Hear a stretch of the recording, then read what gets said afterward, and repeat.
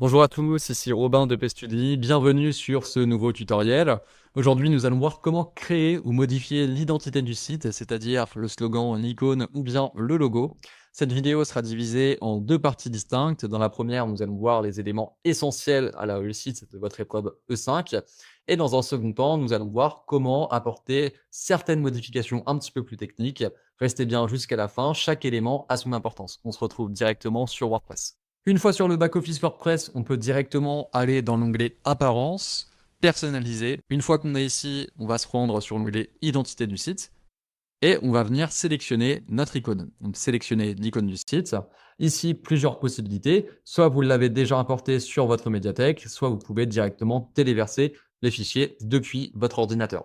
Pour ma part, il est déjà sur la médiathèque. Je le sélectionne. Parfait. Donc ici, on voit que l'icône est bien active.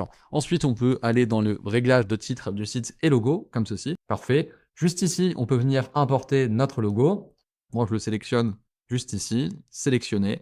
Et on peut venir le recadrer comme ceci. Recadrer l'image. Parfait.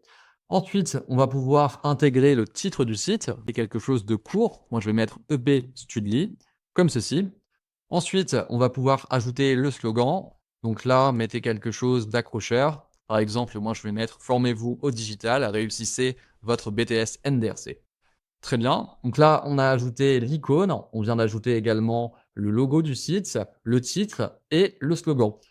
On se retrouve pour la deuxième partie pour personnaliser tous ces éléments. N'oubliez surtout pas de publier une fois que vous avez fait vos ajustements. Une fois ces éléments effectués, on va pouvoir personnaliser et designer ce qu'on vient d'ajouter. Par exemple, on peut venir ajuster la largeur du logo. Donc par défaut, on est en 150 pixels.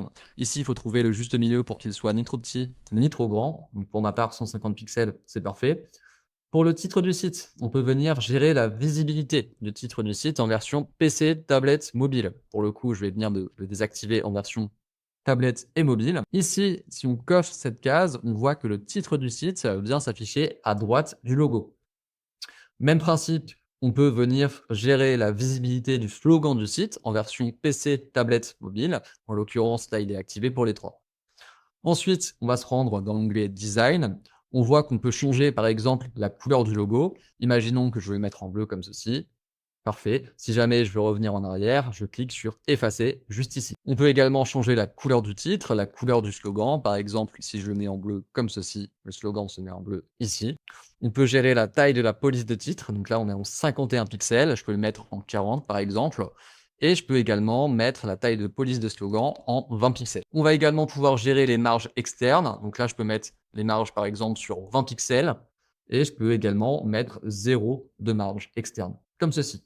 N'oubliez surtout pas de publier une fois que vous avez fini vos ajustements. Je vous laisse là-dessus et on se retrouve pour une prochaine vidéo. Au revoir.